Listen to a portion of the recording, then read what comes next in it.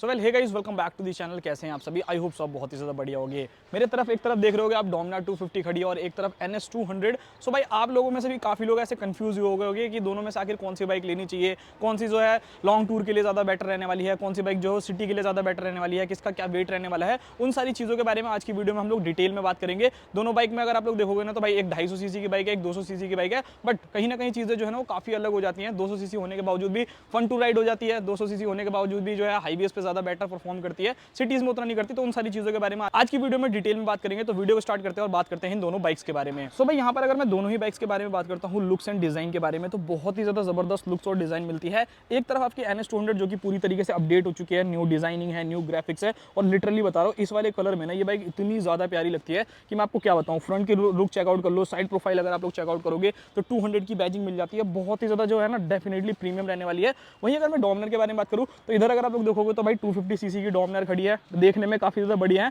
But अगर आप दोनों में से मेरे को चूज करने के लिए बोलोगे ना भाई, तो मुझे NS जो है ना थोड़ी सी ज्यादा बड़ी लगती है। हाँ, जिन लोगों को ऐसा लगता है कि भाई NS 200 जो है वो ओल्ड एज हो गई है, लुक अच्छे नहीं है, तो उस कंडीशन में मैं आपको डोमिनर 250 को रिकमेंड करूंगा कि आप इस बाइक की तरफ जा सकते हो। तो लुक्स जो है वो आपकी प्रेफरेंस छोड़ता हूँ भाई कि आपको कौन सी बाइक पसंद है, कौन सी नहीं पसंद है। बाकी अब बात करते हैं बाकी सारी चीजों के बारे में। सबसे पहली चीज यहाँ पर अगर आप लोग NS 200 को देखते हो तो भाई यहाँ पर आप लोगों को जो ये इंजन मिलता है ना 199 सीसी का single cylinder liquid cooled FI BS6 compliant ये इंजन रहने वाला है, जो कि बहुत ही अच्छी पावर निकाल के देता है। लगभग 24.5 bhp का मैक्सिमम पावर और 18.7 न्यूटन मीटर का टॉर्क जो है वो जनरेट करता है। 6 स्पीड के गियर बॉक्स के साथ आता है। तो भाई अगर आपको एक 200 सीसी की वैल्यू फॉर मनी प्रोडक्ट चाहिए ना तो इससे बेस्ट आप लोगों के लिए कुछ भी नहीं है। बहुत ही अच्छी परफॉर्मेंस जो है वो निकाल के देता है, मजा ही आ जाएगा जब भी आप इस बाइक को चलाओगे। तो ये चीजें जो है ध्यान में रखिएगा। बाकी यहाँ पर अगर मैं बात करूँ डोमिनार के बारे में, तो यहाँ पर अगर आप लोग देखोगे तो भाई यहाँ पर आप लोगों को एक 250 सीसी का इंजन देखने को मिलता है, जो कि single cylinder liquid cooled FI BS6 complaint engine रहने वाला है। पावर फिगर्स में जो है डेफिनेटली 27 PS का पावर आपको जनरेट करके देती है और 23.5 न्यूटन मीटर का टॉर्क मिल जाता है। अब अगर आप दोनों ही बाइक्स को कंपेयर करोगे ना तो भाई डेफिनेटली जो NS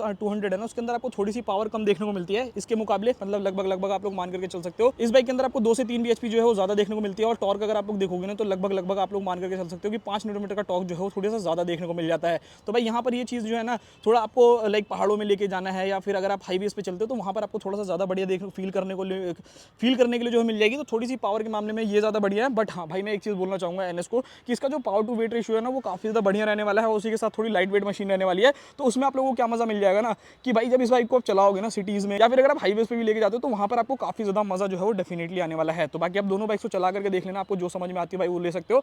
अब बात करते हैं दोनों ही बाइक्स के अंदर आने वाले फीचर्स के बारे में। यहाँ अगर आप डोमिनार को देखोगे तो देखो भाई अभी जो डोमिनार है ना 250 आपकी अपडेटेड वाली जो है वो आने वाली है भाई, जब देखते हैं कब तक आ जाएगी। बाकी यहाँ पर अगर मैं बात करूँ तो यहाँ पर आपको कुछ स्टेप का मीटर देखने को मिलता है जो कि प्रॉपर डिजिटल रहने वाला है। गियर इंडिकेटर आप लोगों को बाइक के अंदर देखने को मिल जाएगा, टाइमिंग हो गया, फ्यूल हो गया, यहाँ पर आप लोग देख सकते हो स्पीडोमीटर हो गया, कितना किलोमीटर चली है, और ये बाकी सारी चीजें साइड स्टैंड, और यहाँ पर न्यूट्रल, यहाँ पर बटन मिल जाते हैं जिससे आप सेट और बाकी सारी चीजें कर सकते हो। यहाँ पर देखोगे तो छोटा सा अलग से एक मीटर और मिल जाता है जिसमें माल फंक्शन लाइट और डुअल चैनल ABS का जो है वो बैजिंग देखने को मिल जाता है। तो यहाँ पर अगर मैं बात करूँ फीचर्स के मामले में लाइक स्लीपर क्लच आपको मिल जाएगा, आप लोगों को यहाँ पर ऑलरेडी सेटअप देखने को मिलने वाला है। चाहे आप इसकी फ्रंट की हेडलाइट चेकआउट कर लो, इंडिकेटर चेकआउट कर लो, रियर पोजिशन चेकआउट कर लो, तो ऑलरेडी सेटअप मिल जाता है। तो ठीक ठाक फीचर्स हैं, बेसिक फीचर जो है वो मिल जाते हैं। बट अगर आप NS को देखते हो ना तो सबसे पहले आप लोगों को ऑलरेडी सेटअप देखने को मिल जाता है इस बाइक के अंदर। यहाँ पर अगर फ्रंट में देखोगे तो भाई आप लोगों को यहाँ पर थंडर लाइट जो है वो देखने को मिल जाती है, LED इंडिकेटर्स देखने को मिल जाते हैं। तो काफी ज्यादा ना प्रीमियम, काफी ज्यादा बेहतरीन लगती है।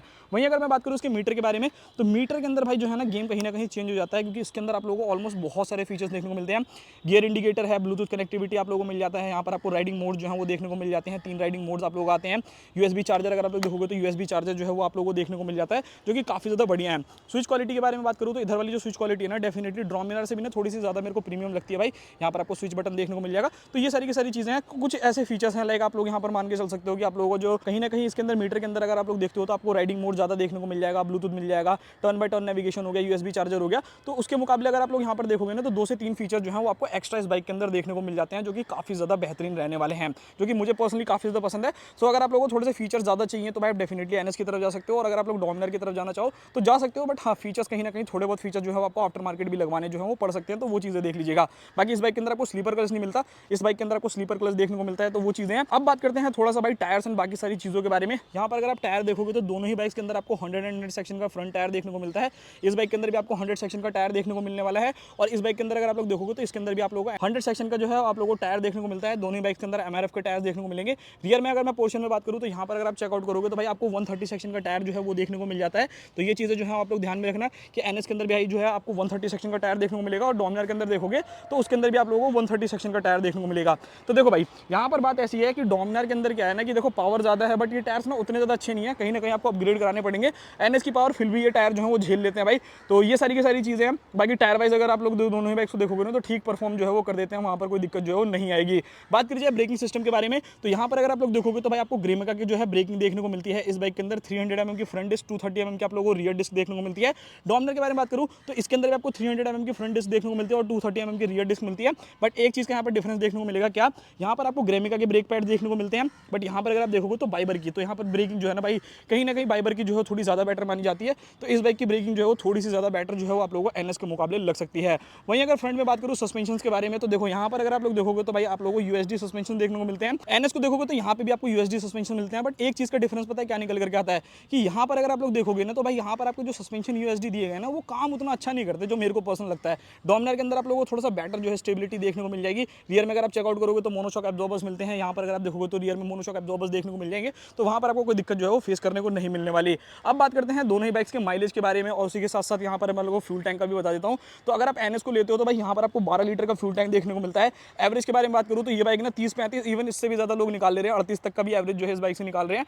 बट डोमिनार को देखोगे तो यहाँ पर आपको 13 लीटर का फ्यूल टैंक तो जरूर देखने को मिलता है। बट यहाँ पर क्या है ना कि फ्यूल टैंक तो आप लोगों को बड़ा देखने को मिलता है, बट माइलेज जो है वो डेफिनेटली कम रहने वाली है। लगभग 28 से 30 तक का एवरेज ही जो है आप लोगों को देगी। इससे ज़्यादा अगर एक्सपेक्ट करके बैठे हो तो वो चीज़ें जो है आप लोगों को नहीं देखने को मिलने वाली। सो भाई अगर दोनों ही बाइक्स के डायमेंशंस के बारे में बात करी जाए तो यहाँ पर अगर आप लोग एनएस को देखोगे ना तो भाई ये बाइक जो है वो आप लोगों को लगभग वेट करने वाली है 158 kg के अराउंड, और अगर आप लोग इस बाइक को देखोगे तो ये आप लोगों को 180 किलो के आसपास में वेट करेगी। तो यहाँ पर अगर आप लोग डिफरेंस देखोगे ना भाई तो अच्छा खासा डिफरेंस जो है वो आप लोगों को निकल करके आता है, लगभग 22 किलो का डिफरेंस रहने वाला है। तो डेफिनेटली भाई जब आपको सिटीज में चलानी होगी ना तो ये बाइक बहुत ज़्यादा लाइटर जो है वो फील होने वाली है डोमिनार के कंपैरिजन में। हाँ, हाईवेज पे लेकर के जाओगे तो थोड़ा सा शायद हो सकता है एनएस में उतना मजा ना आए, बट अगर आप डोमिनार को लेकर के जाओगे ना तो बहुत ही ज़्यादा मजा जो है वो आप लोगों को देखने को मिलेगा। लाइक आप लोग काफ़ी ज़्यादा चिपक के चलोगे रोड से, आप लोगों को कोई दिक्कत जो है वो डेफिनेटली फेस करने को नहीं मिलेगी। विंड ब्लास्ट से बाइक इधर उधर नहीं होगी, तो वो चीज़ जो है ना इस बाइक की काफ़ी ज़्यादा बेटर रहने वाली है। तो एक बार भाई मैं आपको दोनों ही बाइक्स की जो है वो साउंड सुना देता हूँ कि साउंड कैसी रहने वाली है। सबसे पहले एनएस की आवाज़ सुना देता हूँ आप लोगों को। तो यहाँ पर अगर आप देखोगे तो भाई आप लोगों को अंडर बैली एग्जॉस्ट देखने को मिलता है।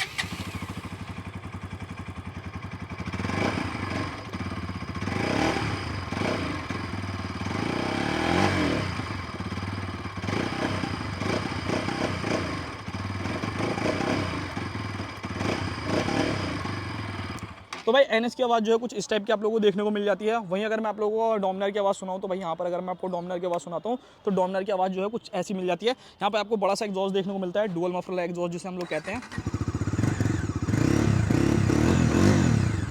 सो भाई यहाँ पर अगर मैं बात करूँ ना तो डोमिनार की आवाज़ जो है वो डेफिनेटली बेटर रहने वाली है। एनएस की साउंड जो है थोड़ी सी लाउड रहेगी, बट डोमिनार की आवाज़ जो है ना वो काफ़ी बेसी रहने वाली है। बाकी अगर मैं ग्राउंड क्लियरेंस के बारे में बात करूँ तो इस बाइक के अंदर आप लोगों को जो ग्राउंड क्लियरेंस देखने को मिलता है ना 168 mm के आसपास में ग्राउंड क्लियरेंस मिलता है, और उस बाइक का देखोगे तो 157 mm के आसपास में मिलेगा। तो यहाँ पर भाई अच्छा खासा डिफरेंस है। जो एनएस है भाई आप लोगों की थोड़ी सी कम ब्रेकर्स पे लगेगी, बट वो बाइक ना ब्रेकर्स पे डेफिनेटली जो है वो हर बार लगेगी, तो थोड़ा सा वो आप लोग जरूर ध्यान में रखना। बाकी अगर मैं सीट हाइट के बारे में बात करूँ तो 805 mm के आसपास में इसकी सीट हाइट मिल जाती है, उसकी 800 mm मिल जाती है। तो ऐसा मुझे लगता नहीं है कि भाई किसी को भी कोई दिक्कत होगी। मैं आप लोगों को एक बार बैठ करके भी चेकआउट करा देता हूँ। यहाँ पर अगर आप लोग देखोगे, लाइक मैं यहाँ पर एनएस के ऊपर बैठ करके आप लोगों के पास चेकआउट करा देता हूँ। तो यहाँ पर अगर देखोगे तो इधर से भी मेरे पैर पूरे आ रहे हैं, और इधर से भी अगर आप चेकआउट करोगे तो मेरे दोनों पैर जो है वो आराम से आ जा रहे हैं। तो मुझे ऐसा कोई दिक्कत जो है वो डेफिनेटली फेस करने को नहीं मिल रही है। यहाँ पर अगर मैं डोमिनार को दिखाऊँ तो भाई यहाँ पे भी अगर आप लोग देखोगे ना तो मेरे को ऐसा कोई दिक्कत जो है वो डेफिनेटली नहीं फील करने को मिलेगी। लाइक यहाँ पर अगर चेकआउट करोगे तो 800 mm के आसपास में हाइट है। तो यहाँ पे भी देख रहे हो मेरे पैर जो है।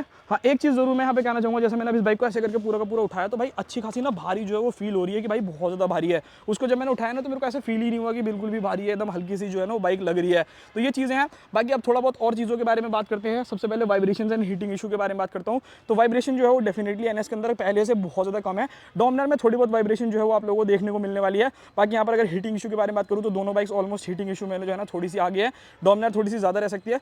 लाइक अगर आप लोग सिटी में चलाओगे ना तो आपको हीटिंग इशू जो है वो थोड़ा सा ज़्यादा फेस करने को मिलेगा। एनएस के अंदर आपको वो चीज़ें जो है वो नहीं देखने को मिलने वाली। अब बात करते हैं भाई सीट कंफर्ट के बारे में। तो देखो एनएस की जो राइडर वाली सीट है ना वो तो ओके रिपोर्ट है भाई, कोई दिक्कत वाली बात नहीं है। आराम से आप बैठ करके कितना ही लॉन्ग टूर करना चाहो कर सकते हो। पिलियन वाली सीट देखोगे तो थोड़ी सी अनकंफर्टेबल है, वैसे तो कुछ नहीं अच्छी है बट थोड़ी सी अनकंफर्टेबल रहेगी। बट डोमिनार के साथ अगर आप जाते हो ना तो यहाँ पर सीट जो पिलियन की है, जो राइडर की सीट है वो तो बहुत ज़्यादा ओके रिपोर्ट है, बट पिलियन की सीट ना उतनी कंफर्टेबल नहीं है। तो बहुत ज़्यादा छोटी है, ऊपर से थोड़ी सी हार्डर साइड है, तो उतना ज़्यादा मज़ा जो है ना वो आप लोगों को कंफर्ट के मामले में नहीं बनने वाला। तो ये चीज़ जो है वो आप लोग जरूर ध्यान में रखिएगा। अब बात करते हैं भाई बाकी सारी चीज़ों के बारे में, लाइक कि दोनों में से कौन सी बाइक को लेना चाहिए, कौन सी बाइक ज़्यादा बेटर रहेगी। तो यहाँ पर अगर आप NS की प्राइसिंग देखोगे तो ये बाइक आप लोगों को 1,90,000 रुपये में ऑन रोड पड़ जाएगी। मतलब ये बाइक जो है वो 1,89,000 रुपीज़ में ऑन रोड आपको मिलेगी। वहीं अगर आप लोग डोमिनार को देखते हो तो भाई ये आपको अच्छी खासी एक्सपेंसिव साइड पड़ेगी। लाइक ये बाइक आपको कॉस्ट करेगी 2,19,000 रुपये। तो इससे और अगर इससे आप लोग कंपैरिजन देख रहे हो तो मान लो 1,90,000 की इसको लगा लेते हैं और 1,20,000 इसको लगा लेते हैं, तो लगभग आप लोगों को कितने का डिफरेंस देखने को मिलेगा? 30,000 रुपये का डिफरेंस जो है वो लगभग मान सकते हो, मतलब 28,000 रुपये का डिफरेंस जो है वो आप लोग मान सकते हो। सो भाई देखो मेरी यहाँ पर रिकमेंडेशन क्या है, NS 200 जो है ना वो एक अलग ही मतलब अपनी अपील लेकर के आती है। एक पल्सर वाला जो टैग मिलता है ना वो बहुत ही अलग है। तो स्ट्रीट फाइटर टाइप की अगर आपको बाइक चाहिए, कहीं से भी उछालो, कूदाओ, भगाओ, एकदम से जिगजैग करके निकालो, तो उस कंडीशन में ये बाइक बहुत ज़्यादा बढ़िया रहने वाली है। For city ride, highway ride पे जो है वो थोड़ी सी आप लोगों को दिक्कत दे सकती है, बट अदरवाइज इस बाइक को देखोगे ना बहुत ही ज़्यादा ज़बरदस्त है। वहीं अगर मैं डोमिनार के बारे में बात करूँ तो ये देखो सिटी में चलाने के लिए तो ठीक है, बट बहुत ज़्यादा अगर आप लोगों को रेगुलरली सिटी में चलना होता है ना, उस कंडीशन में ये बाइक थोड़ी सी भारी रहने वाली है, जो कि आप लोगों को कहीं ना कहीं दिक्कत देगी। हाईवेज पे लेकर के जाओगे वहाँ पर आपको मजा जो है वो डेफिनेटली बांध देने वाली है। तो भाई मेरी तो रिकमेंडेशन यही है, अगर आपको सिटी में चलानी है तो आप लोग इस बाइक की तरह जा सकते हो, और अगर आपको हाईवेज पे चलानी है तो इस बाइक की तरह जा सकते हो। तो यही है पूरा का पूरा वीडियो। आई होप तो आप लोगों को वीडियो पसंद आई होगी। अगर वीडियो पसंद आई तो लाइक करो, चैनल को सब्सक्राइब करो और फटाक से कमेंट करके जरूर बता देना अगर आपको और ऐसे ही कंपैरिजन वीडियो देखने हैं। आपका भाई आपके लिए वीडियोस बना देगा। मिलते हैं किसी और नेक्स्ट वीडियो में, तब तक के लिए बाय बाय।